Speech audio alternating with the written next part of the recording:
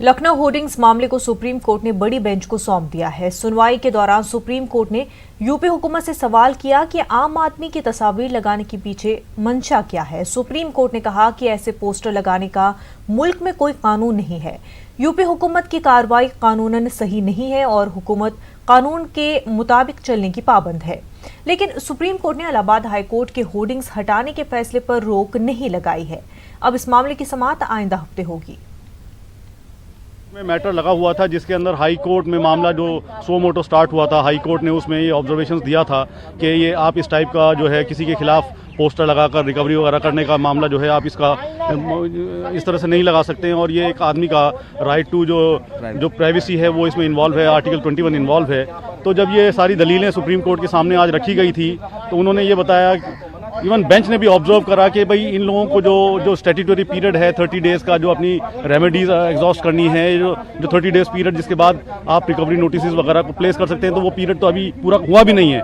और क्या इन लोगों ने अपनी सारी रेमेडीज को एग्जॉस्ट कर लिया? हो सकता है शायद ये गलत लॉ के गलत साइड पे हों, बट लेकिन उसको पूरा हक है कि अपनी बात को बोले और अपना उसको अपने पॉइंट्स को रखे और वो स्टैट्यूटरी पीरियड जो होता है उसको पूरा कंप्लीट होने के बाद ही जो है इसके अंदर इस टाइप का आप कर सकते हैं। तो कोर्ट जो है उसका ये ऑब्जर्वेशन जो था उससे ये लगता है कि वो बहुत ज़्यादा उसमें लर्निड सॉलिसिटर जनरल के व्यू से इत्तेफाक नहीं रख रहा था। और कोर्ट ने चूंकि मामला इसके अंदर कई जजमेंट्स के इंटरप्रिटेशन का भी था जो कई बेंचेस के से पास हुआ है, तो सुप्रीम कोर्ट ने इसको 3 जजेस की बेंच के लिए रेफर कर दिया है और उन्होंने इसको चीफ जस्टिस साहब के बेंच के सामने पिटीशन भेज दिया है कि इसको जल्द से जल्द 3 जजेस के सामने लगाया जाए। प्रेफरेबली विद इन 1 वीक इसको अगले हफ्ते में लगवाया जाए। और कोर्ट ने इंटरिम स्टे के ऊपर अपना कोई डायरेक्शन देने से मना कर दिया। आदेश का इतना मतलब तो है कि ये इम्पोर्टेंट इशू है, कोर्ट ने समझा, लार्जर बेंच को रेफर किया है, इसलिए ये इम्पोर्टेंट इशू है जो रेज किया गया है। लेकिन जो होर्डर्स की सवाल है यानी होर्डिंग्स की सवाल है, होर्डिंग्स का हटेंगे या इसी तरह के होर्डिंग्स? अब इस पर डिसेंट पूरा ऑर्डर देखने के बाद हम लोग लेंगे। नॉर्मली जब कोर्ट इंटरफेयर करती किसी मैटर में तो हम लोग ऑर्डर का वेट करते हैं कि कोर्ट का फाइनल डिसीजन हो, उस हिसाब से कार्रवाई करें। दहली इश्ताल अंगेज तकारीर के मामले में आज दहली हाई कोर्ट में समाअत हुई। मरकज ने नोटिस का जवाब देने के लिए कोर्ट से मजीद मोहलत मांगी है। सॉलिसिटर जनरल तुषार मेहता ने दहली हाई कोर्ट से कहा, जवाब तैयार है लेकिन उसमें तब्दीली की जरूरत है। इस मामले की अगली समाअत 20 मार्च को होगी। मुल्क में कोरोना वायरस के फैलाव को रोकने के लिए मरकजी हुकूमत हर मुमकिन इक़दाम कर रही है। हुकूमत ने हिंदुस्तान आने वाले गैर मुल्की शहरियों का वीज़ा मनसूख कर दिया है। सफारतकारों को छोड़कर गैर मुल्कियों का वीज़ा 15 अप्रैल तक मनसूख करने का फैसला किया गया है। अक़वाम मुत्तहिदा बैनुल-अक़वामी तंजीमों मुलाजमत प्रोजेक्ट वीज़ा पर इस फैसले का इतलाक़ नहीं होगा। WHO ने कोरोना को आलमी वबा करार दे दिया है। मुल्क में कोरोना वायरस के अब तक 73 मामले सामने आ चुके हैं।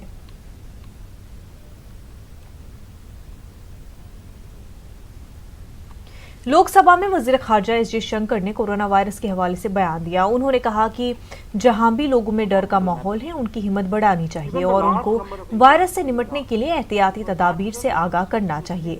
उन्होंने ये भी जानकारी दी कि ईरान में करीब 6000 हिंदुस्तानी मौजूद हैं, जिनमें से 1100 ज़ायरीन, जिनमें ज़्यादातर ज़ायरीन जम्मू कश्मीर, लद्दाख और महाराष्ट्र से है। ईरान में जम्मू कश्मीर के करीब 300 तलबा है। वज़ीर ख़ारजा ने कहा कि इंतजामिया हर हिंदुस्तानी का ख्याल रख रही है। As all honorable members are aware, the global spread of coronavirus is now real and serious. Yesterday, the WHO declared it as a pandemic. As a country whose citizens are spread across the world, this is a matter of utmost concern. At the same time, it is absolutely essential that we react responsibly and soberly. What we say and what we do should address problems, not spread panic. As the House would have noted, where specific interventions are required, as in the case of Wuhan in China, the Diamond Princess crew in Japan, or now the pilgrims in Iran, we will take necessary action. But these are exceptional situations that require exceptional response. At this time, travel in itself is not recommended as it only heightens risks. Where communities are understandably anxious, we should reassure them and encourage the observance of globally recognized precautions and procedures. As per available information, there are about 6,000 Indian nationals in various provinces of Iran. These include 1,100 pilgrims, mainly from the Union territories of Ladakh and Jammu and Kashmir and the state of Maharashtra. Nearly 300 students, primarily from the Union territory of Jammu and Kashmir. About 1,000 fishermen from the states of Tamil Nadu, Kerala and Gujarat. And others who are on longer term stay visas in Iran for pursuing their livelihood and religious studies. As government started receiving information about the spike in coronavirus cases in Iran, as a precautionary measure, direct flights between India and Iran were temporarily suspended with effect from February 27th. Advisories were issued to avoid travel and returning passengers started to be screened. This is an ongoing exercise. Our embassy in Tehran and consulates in Bandar Abbas and Zahedan are naturally reaching out immediately to Indian nationals in Iran and ascertaining their welfare. An advisory was issued asking our nationals to observe appropriate precautions. मुल्क भर में corona virus के मामलों में लगातार इजाफा होता जा रहा है। कोरोना वायरस से मुतासिर अफराद की तादाद अब बढ़कर 73 हो गई है। लोकसभा में वज़ीर सेहत हर्षवर्धन ने एयरपोर्टों पर स्क्रीनिंग और दीगर इक़दामात के हवाले से जानकारी दी। उन्होंने कहा कि जिन लोगों के नमूने लिए गए हैं वो सब national centre for disease control भेजी जा रही है। उन्होंने कहा कि इंतजामिया पूरी तरह से इस वायरस से निमट रहा है। वज़ीर सेहत ने कहा कि इस बीमारी से निमटने के लिए हमें मुत्तहिद होना पड़ेगा। लोगों को इस हवाले से जानकारी फराहम करने और एहतियात बरतने से हम इस वायरस से आज़ाद हो सकते हैं। तो मैं ये आपको जानकारी के लिए बताना चाहता हूँ कि जब भी कोई पेशेंट बाहर से आता है, पेशेंट यानी पैसेंजर बाहर से आता है, तो एक काम वो करता है कि वो अपना सेल्फ डिक्लेरेशन डुप्लीकेट में फॉर्म भरता है, चाहे वो हवाई जहाज के अंदर भरता है या वो एयरपोर्ट पे आके नीचे आके भरता है। उसके बाद उसकी थर्मल स्क्रीनिंग होती है। डिपेंडिंग अपॉन उसकी क्या हिस्ट्री है, क्या उसके सिम्टम्स हैं या थर्मल स्क्रीनिंग का क्या रिजल्ट है। कुछ लोग ऐसे होते हैं जिनको उसी समय उनको आइसोलेट कर दिया जाता है, चाहे वो अस्पताल के अंदर किया जाए चाहे दूसरे सिस्टम के अंदर। लेकिन कुछ लोग हिस्ट्री या थर्मल स्क्रीनिंग या किसी भी कारण से जिनका थोड़ा सा भी सस्पिशन होता है, उन लोगों की एक लिस्ट बनाई जाती है और जो हमारा दिल्ली में एनसीडीसी है वहां पर पूरे ऐसे पैसेंजर्स सारे देश भर के उनका कंप्यूटराइज्ड डाटा आता है। उस डाटा को सेपरेट करके जिनके ऊपर जरा सा भी डाउट होता है कि दे कैन, बिकॉज इसमें सबसे बड़ी समझने की चीज है कि आज अगर मुझे कोई भी सिम्टम नहीं है, आज थर्मल स्क्रीनिंग में भी मैं नेगेटिव हूं, तो भी संभावना है कि 14 दिन के अंदर अगर मैं इंक्यूबेशन पीरियड के बीच में हूं तो मैं कभी भी सिम्टम डेवलप कर सकता हूं। Today we are doing it on 30 airports और 30 एयरपोर्ट्स पे अभी हम सारे दुनिया की फ्लाइट्स के बारे में कर रहे हैं, इसलिए स्क्रीनिंग के संदर्भ में आपको कोई डाउट वगैरह नहीं रहना चाहिए। I have to tell you कि things are under control, we need your cooperation और हम ये भी चाहते हैं कि आप सबकी मदद से आपके क्षेत्रों में जहां कहीं भी गैदरिंग्स वगैरह हो रही हैं उनको आप अगर डिस्करेज करेंगे, अपना एक लाउड एंड क्लियर मैसेज आप देंगे। अभी हेल्पलाइन के बारे में कहा गया, हमारी हेल्पलाइन पे इंटरनेशनल भी बहुत सारी कॉल्स आ रही है। दैट उस हेल्पलाइन का नंबर हम जो आपको मैसेज टेलीफोन में दे रहे हैं उसमें हेल्पलाइन का नंबर भी है, उसके साथ बहुत सारी डेडिकेटेड लाइन्स हैं। तो और ऐसे ही स्टेट्स ने भी अपने अपने हेल्पलाइंस वगैरह बना रखे हैं। तो आप सब अगर कोऑपरेट करेंगे तो आई एम श्योर सिर्फ अपने अपने क्षेत्रों में लोगों को अच्छी तरह से एजुकेट करने का मूवमेंट क्रिएट करना है।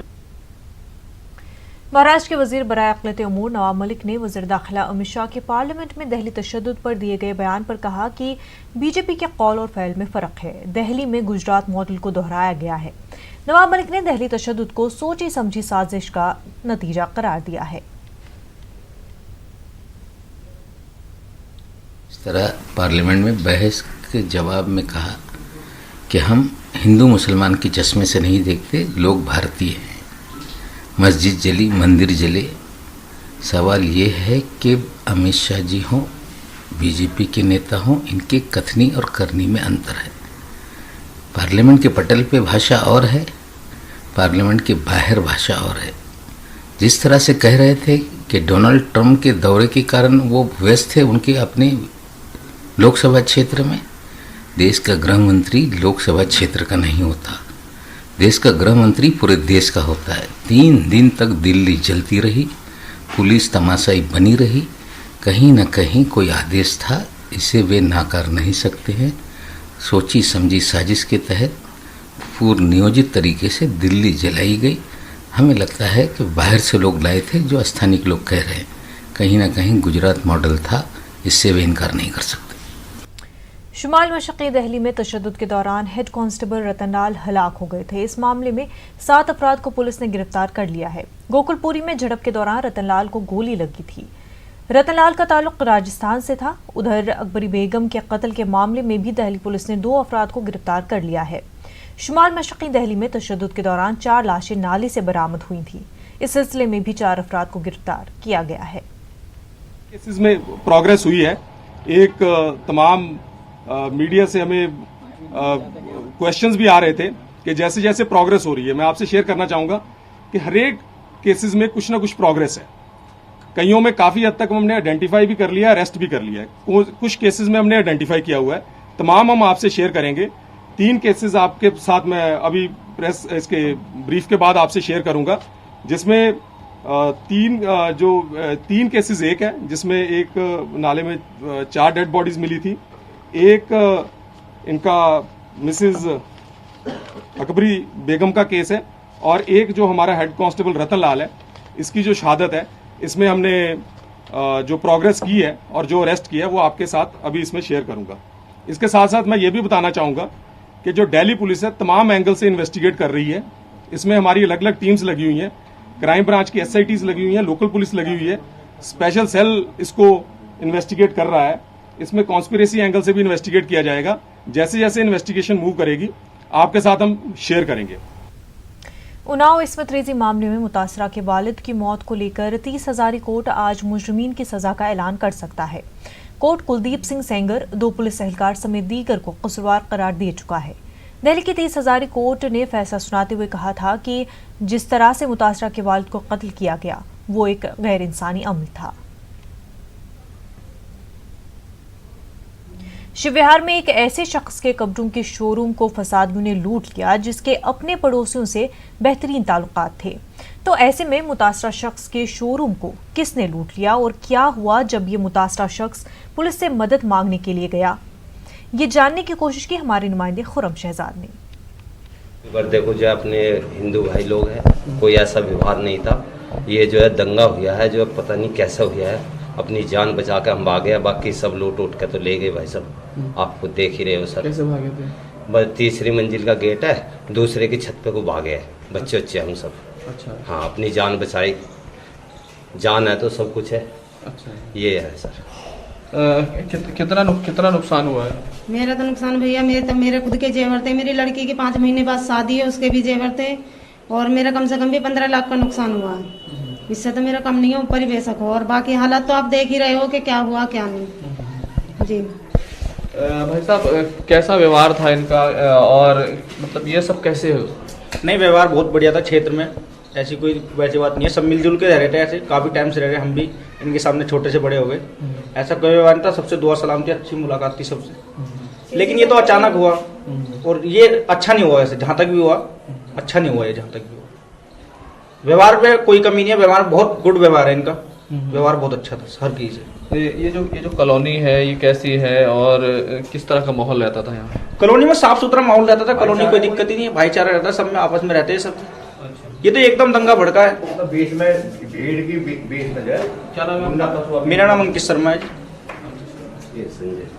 संजय चौधरी जी हमारे साथ। चौधरी साहब, क्या कहेंगे जो कुछ हुआ और अब इतना नुकसान, अब आगे कैसे?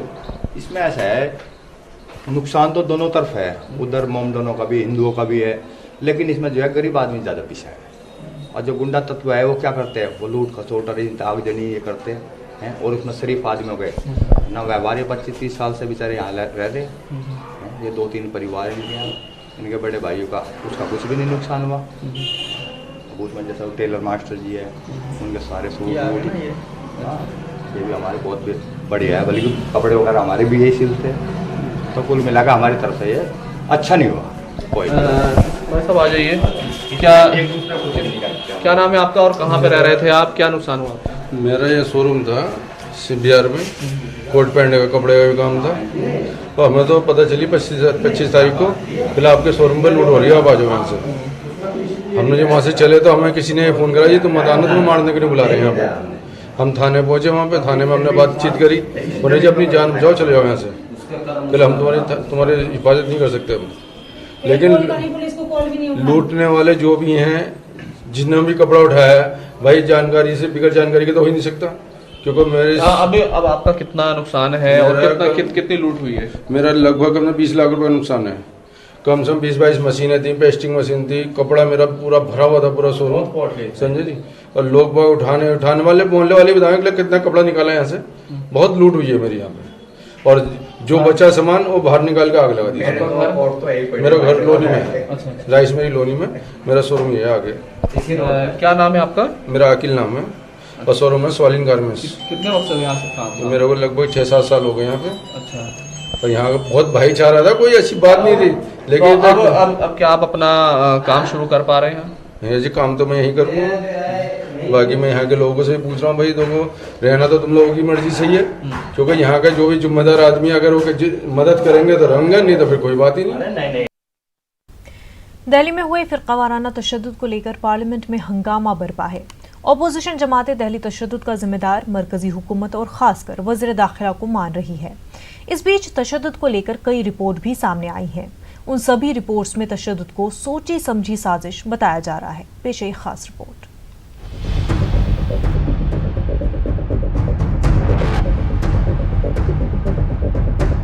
ग्रुप ऑफ एकेडमिशियन के जरिए तैयार की गई ये फैक्ट फाइंडिंग रिपोर्ट है। ये रिपोर्ट वजारत दाखिला को भी पेश की गई है। इस रिपोर्ट में ये दावा किया गया है कि तशद्दुद के पीछे जिहादी ग्रुप का हाथ है। ये तशद्दुद सोची समझी साजिश के तहत हुए हैं। फैक्ट फाइंडिंग टीम में शामिल प्रेरणा मल्होत्रा बताती हैं कि उन्होंने तशद्दुद वाले इलाकों का दौरा किया और पता चला कि मकामी हिंदू और मुसलमानों का अहम किरदार था। दोनों ही कौमें तशद्दुद नहीं चाहती थी, इसलिए इस मामले की जांच NIA से करानी चाहिए। उन्होंने कहा कि 3 दिन तक तशद्दुद होना एक बड़ी कमी थी। हम लोग करीब 8-10 दिनों के अंदर कई बार वहाँ पर गए, लगातार जाते रहे और ज़्यादातर जो प्रभावित इलाके हैं वो चाहे शिव विहार का हो, चाहे जाफराबाद का हो, चाहे भजनपुरा का हो, करावल नगर हो, हम ज़्यादातर सभी जगह पर गए हैं और हम कई लोगों से मिले हैं, विक्टिम्स की फैमिली से मिले हैं। हमने उन जगहों का दौरा किया जहां पर नुकसान हुआ है संपत्ति का, और वैसे मतलब दुकानें, मकान जलाए गए, और जो लोग इससे प्रभावित हुए हैं, जिनके परिवार के लोग मर गए हैं, हमारा उनसे भी मिलना हुआ। जिनकी संपत्ति का नुकसान हुआ है उनसे भी हमने मुलाकात की।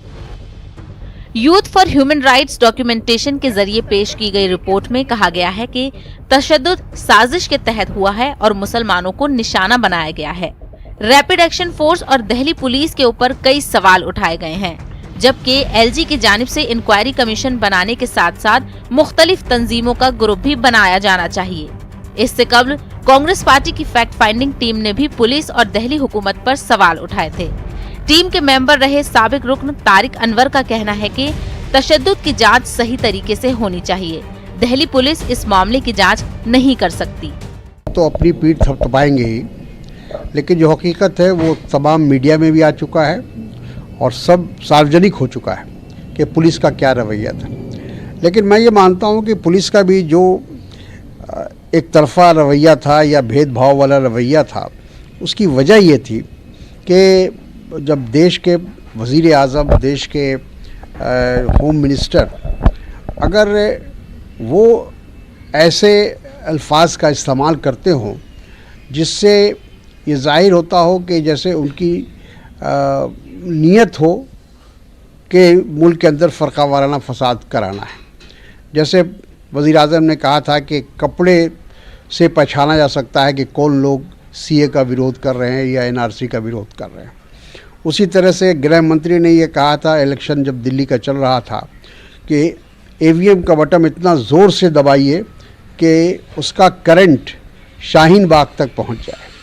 तो ये एक तरह से इशारा था उन तमाम एलिमेंट्स को जो फरका वाराना फसाद कराना चाहते थे। कमेटी कांग्रेस से प्रेसिडेंट सोनिया जी ने बनाई थी, 5 आदमी पर वो मुनहसर थी। वो पांचों हम लोग उन तमाम जगहों में गए, हॉस्पिटल में गए और जहाँ जहाँ लोग मुतासिर हुए थे, जो इलाका मुतासिर था वहाँ गए थे। सब जगह लोगों ने पुलिस की मजम्मत की और सबों ने ये कहा कि अगर पुलिस चाहती तो ये फसाद होता ही नहीं, सिरे से नहीं होता। दिल्ली तशद्दुद का सच तलाश करने वाली ये तमाम रिपोर्ट्स अपने अपने हिसाब से फैक्ट सामने ला रही हैं। लेकिन जिस तरह की मुखालिफत दिखाई दे रही है, इससे ये सवाल उठाना लाजमी है कि क्या दिल्ली तशद्दुद का असली सच सामने आ पाएगा और क्या साजिश करने वाले गुनाहगारों के खिलाफ कार्रवाई होगी। न्यूज़ 18 उर्दू के लिए दिल्ली से खुर्रम शहजाद की रिपोर्ट।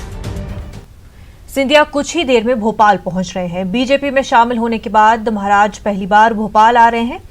बीजेपी ने इस लम्हे को यादगार बनाने की तैयारी की है। जराये के मुताबिक एयरपोर्ट से उनका काफिला बीजेपी दफ्तर जाएगा। वहां ज्योतिरादित्य सिंधिया, पंडित दीनदयाल, कुशाभाऊ ठाकरे, राजमाता सिंधिया के मुजस्समों की गुलपोशी करेंगे। आज ज्योतिरादित्य सिंधिया भोपाल में कयाम करेंगे और कल वो 13 मार्च को राज्यसभा चुनाव के लिए कागजात नामजदगी दाखिल करेंगे। सीएम हाउस समेत भोपाल में कई मकामात पर ज्योतिरादित्य सिंधिया के इस्तकबाल के लिए पोस्टर भी लगाए गए हैं। भोपाल में ज्योतिरादित्य सिंधिया के इस्तकबाल के लिए जगह जगह पोस्टर लगाए गए हैं। लगाए गए पोस्टर पर सियाही पोत दी गई है। भोपाल से न्यूज़ 18 ने लिया जायजा। सदस्यता लेने के बाद आज पहली बार ज्योतिरादित्य सिंधिया भोपाल पहुंचेंगे और उनके स्वागत के लिए बीजेपी कार्यकर्ताओं ने सीएम हाउस के ठीक सामने पोस्टर्स लगाए हैं। पॉलिटेक्निक चौराहा जहां यहाँ पर पोस्टर लगाए गए हैं, लेकिन कल तक जो पोस्टर सही सलामत था, आज सुबह उसकी स्थिति कुछ गड़बड़ सी दिखाई दे रही है। यहाँ जो पोस्टर लगाया गया था, इस पोस्टर में ज्योतिरादित्य सिंधिया के चेहरे पर कालिक पोत दी गई है और साथ ही साथ पोस्टर भी फाड़ दिया गया है। किसने फाड़ा है ये नहीं पता, अज्ञात लोग हैं, लेकिन आप साफ तौर पर देख सकते हैं कि जिस तरीके से इस पोस्टर को फाड़ा गया है, उसके बाद इसके नीचे जो पोस्टर लगा था उस पर साफ तौर पर देखने को मिल रहा है कमलनाथ मुख्यमंत्री मध्य प्रदेश। कहीं ना कहीं इस पोस्टर्स को लगने पर यह बात उठी थी कि बीजेपी शायद सरकार को कुछ सांकेतिक तौर पर बताना चाहती है। संख्या बल को लेकर के विधायकों में जिस तरह से सियासी उठापटक देखने को मिल रहा है, उस चीज़ को लेकर के सांकेतिक तौर पर इस पोस्टर को लगाया गया था और ये बात कही जा रही थी कि बीजेपी शायद सरकार को कुछ बताना चाहती है। लेकिन आज उसका जवाब कहीं ना कहीं ये देखने को मिल रहा है। फिलहाल किसने फाड़ा है, किसने ये काम किया है, ये नहीं पता, लेकिन जिस तरीके से फाड़ा गया है ये कहीं ना कहीं पता चल रहा है कि ये बीजेपी की पूरी जिस तरह से जो सांकेतिक चीज़ें बताई जा रही थी उसी का जवाब है। और जिस तरीके से ज्योतिरादित्य सिंधिया के चेहरे पर कालिक पोती गई है, उस पोस्टर्स को फाड़ा गया है, कहीं ना कहीं सरकार की तरफ से भी ये बीजेपी वालों को जवाब देने की कोशिश की गई है। कैमरा पर्सन अफजल के साथ पूजा माथुर, न्यूज़ 18 मध्य प्रदेश, भोपाल।